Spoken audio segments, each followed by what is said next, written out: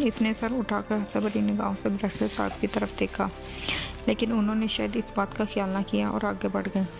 थोड़ी बहुत तालीम ने मनहरी के ख्यालात बुलंद कर दिए थे।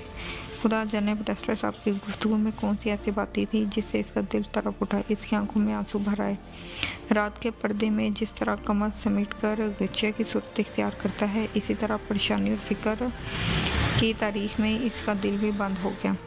फिक्र से इंसान ही परेशान हो जाता है और परेशानी दिलों की दुश्मन है। मनहरी ने सोचना शुरू किया, क्या वाकई ही किसी शरीफ खानदान की यादगार हूँ?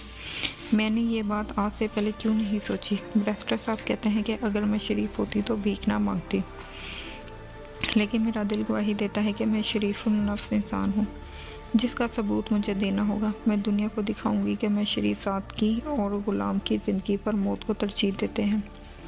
अपनी इज़्ज़त और शराफत के आगे वो किसी की कुछ हस्ती नहीं समझते। वो अपने पैदा करने वाले के सिवा किसी दूसरे के आगे हाथ फैलाना मायूब समझते हैं। अपनी कोशिश और मेहनत पर इन्हें भरोसा होता है और वो इन दुनिया में अपने ख़ानदान और कौम मुल्क का नाम रोशन कर सकते हैं। इतना सोचकर वो उठी। इसके मन में नई सोच और चिंता के सागर में बह निकली। इसने गहरी सांस ली और कहा, मैं इस घर में नहीं रह सकती। फिर इसके दिल में सुंदर का ख्याल आया, मेरे अच्छे सुंदर, तेरी जुदाई में मेरा बुरा हाल होगा। आज जब तुझे मालूम होगा तेरी बेगारम भाग गई तो तुझे बहुत सदमा होगा।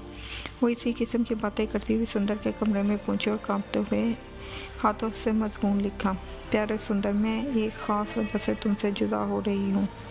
अगर परमात्मा को मंजूर हुआ तो फिर मिलेंगे। आपकी दासी मनहरी।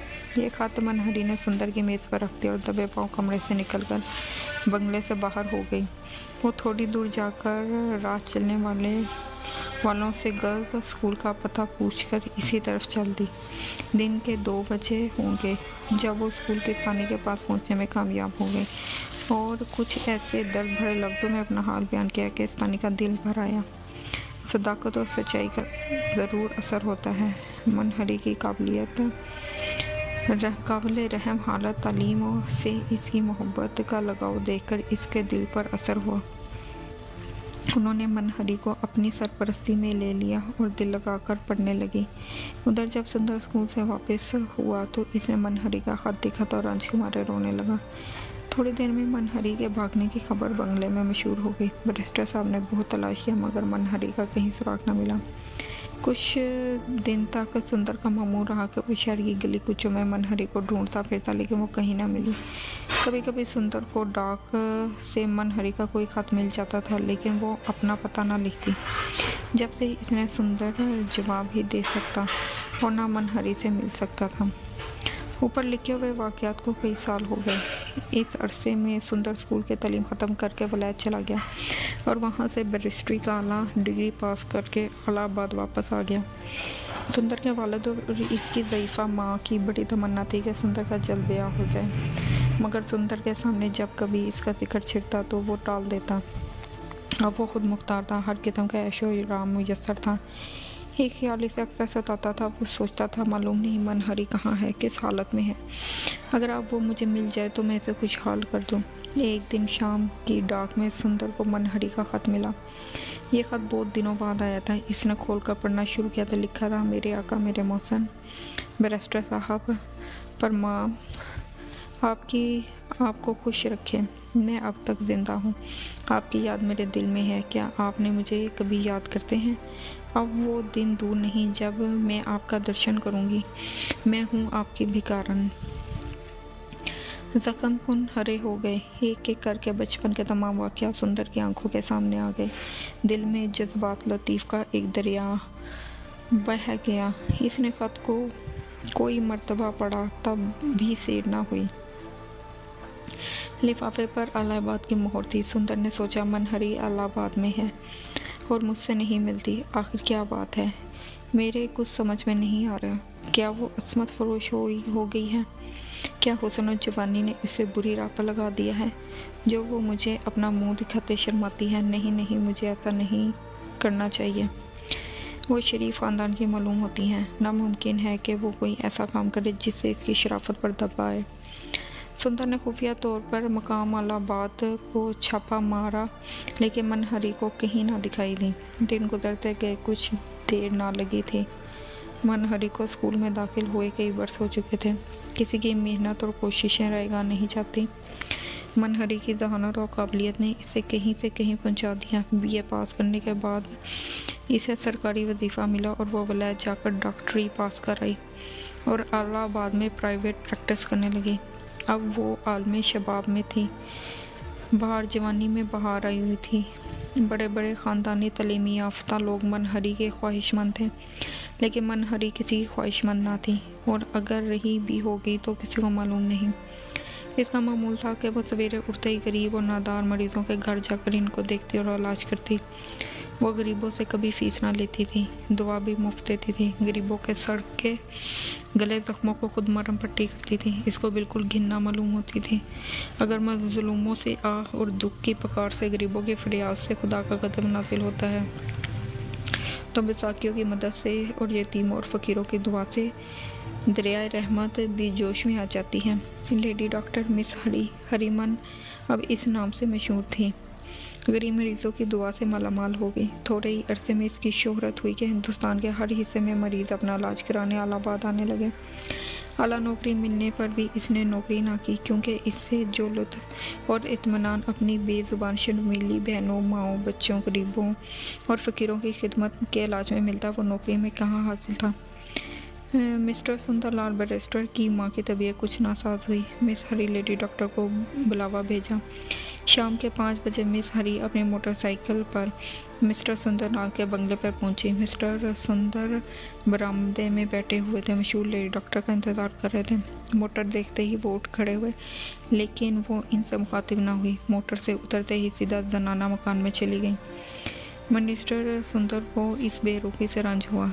इनको इस बात का तज्जुब हुआ कि बगैर बताए हुए जनाना मकान का रास्ता कैसे जान गई। अंदर जाकर मिस हरी ने मिस्टर सुंदरलाल की माँ की नब्ज़ से की। मामूली बुखार था। रुखसत होते वक्त जब हरी को फ़ीस पेश की गई तो उन्होंने लेने से इनकार कर दिया। मैं इस घर की इतनी खादमा हूँ, फ़ीस नहीं ले सकती। मुझे तो आप लोगों की मेहरबानी चाहिए। सुंदर की माँ ने बहुत चाहा कि वो फ़ीस ले ले, लेकिन इसने ना ली। जब वो बाहर निकली तो मिस्टर सुंदर इस वक्त बरामदे में ठहर रहे थे। इस मर्तबा वो इनसे मुखातिब ना हुई, बल्कि इनको नीची नज़र से देखती हुई अपनी मोटर पर बैठ कर रुखसत हो गई।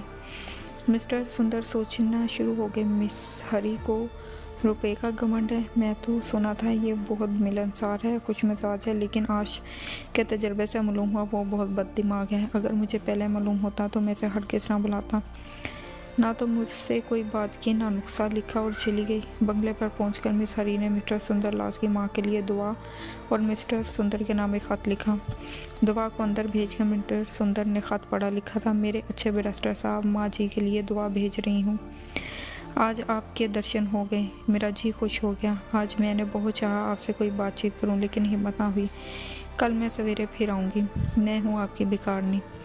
मिस्टर सुंदर खुशी के मारे उछल पड़े। इन्हें यकीन ही नहीं था कि भिखारनी मनहरी अब मशहूर लेडी डॉक्टर है।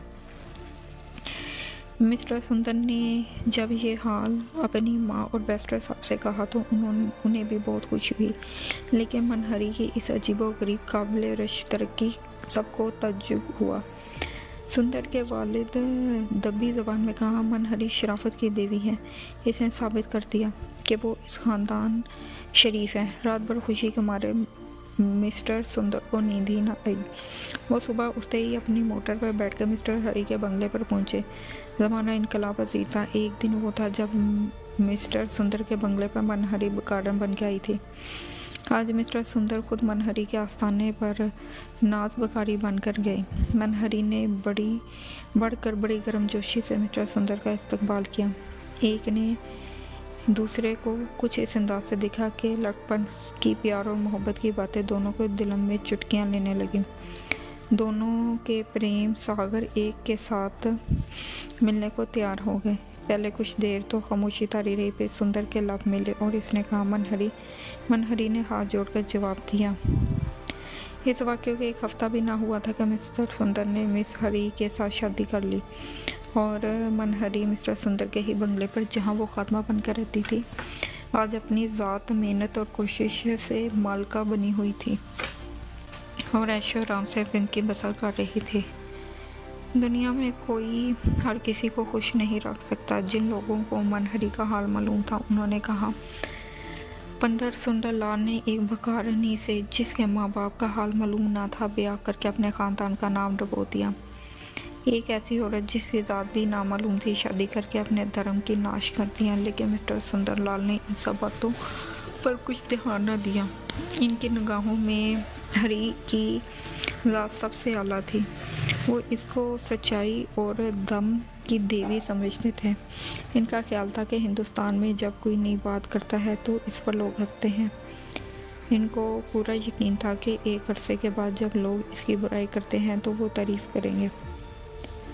इनका कहना सच हुआ। आज मनहरी और सुंदर की कौमी और मुल्क की खिदमतों के वाक़यात बड़ी दिलचस्पी से सुने जाते हैं और इन दोनों का नाम बड़ी इज्जत से लिया जाता है।